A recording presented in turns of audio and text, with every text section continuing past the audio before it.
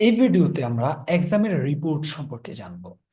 এক্সামের রিপোর্টে অ্যাক্সেস করার জন্য হচ্ছে আমরা এক্সামিনেশনে আসব, এক্সামিনেশন থেকে হচ্ছে রিপোর্টে আসব। রিপোর্টে আসার পর হচ্ছে আমাদের এখানে অনেকগুলো রিপোর্ট আছে। আমরা একটু রিপোর্টগুলোর সাথে যদি পরিচিত হই, যেমন একাডেমিক ট্রান্সক্রিপ্ট, অর্থাৎ স্টুডেন্টের হাতে আমরা যে মার্কশিটটা দিয়ে থাকি, এটা হচ্ছে মূলত আমাদের একাডেমিক ট্রান্সক্রিপ্ট। আমরা যদি এখানে একটু ক্লিক করি, আমাদের কোন ক্লাসের কোন সেশন, কোন শিফট, কোন ক্লাসের জন্য আমরা হচ্ছে একাডেমিক ট্রান্সক্রিপ্ট নিব, সেকশন, আমাদের অল গ্রুপও একসাথে নিতে পারি অথবা স্পেসিফিক গ্রুপও নিতে পারি। আমাদের এক্সামিনেশন কোন এক্সামের জন্য নিব, আমরা জাস্ট এখান থেকে সিলেক্ট করে নিলাম। নেওয়ার পরে অল মার্ক করে আমরা পিডিএফ ভিউতে যদি আমরা ক্লিক করি, তাহলে হচ্ছে আমাদের সবার মার্কশিট গুলো হচ্ছে আমাদের এখানে ভিউ হবে, আমরা প্রিন্ট আউট ডাউনলোড করে নিতে পারবো। অথবা স্পেসিফিক কোন একটি স্টুডেন্টের জন্য যদি নিতে চাই, তাহলে ওই স্টুডেন্টটাকে মার্ক করে তার নামের পাশে যে ভিউ বাটন আছে ওইখানে ক্লিক করেও আমরা ওই স্পেসিফিক ওই স্টুডেন্টেরটা আমরা হচ্ছে এখান থেকে নিতে পারবো।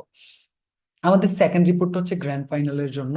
এখান থেকে আমরা যদি ট্রিবুলেশন শিট দেখি, আমাদের ট্রিবুলেশন শিট নিতে পারবো, শর্ট ট্রিবুলেশন শিট নিতে পারবো, আমাদের স্টুডেন্ট মেরিট লিস্ট নিতে পারবো, স্টুডেন্ট ফেল লিস্ট নিতে পারবো, ফেল্ড সামারি নিতে পারবো, গ্রেডিং সামারি নিতে পারবো, সেকশন ওয়াইজ রেজাল্ট সামারি নিতে পারবো, class wise merit list details নিতে পারবো, রেজাল্ট শিট অর্থাৎ আমাদের নোটিশ বোর্ডে টানানোর জন্য রেজাল্ট শিট নিতে পারবো, আনঅ্যাসাইন্ড মার্ক রিপোর্ট নিতে পারবো।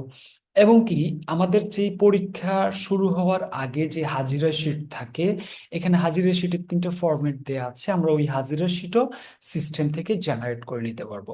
এই হচ্ছে আমাদের ওভারঅল রিপোর্ট প্রসেস গুলো। এগুলো যখন আমাদের ওভারঅল রেজাল্ট যখন আমরা কমপ্লিট করে প্রসেস করে ফেলবো, আমরা এগুলোতে ওভারঅল চেক করলে আমরা আমাদের রিপোর্ট, কাঙ্ক্ষিত রিপোর্ট গুলো পেয়ে যাব। ধন্যবাদ।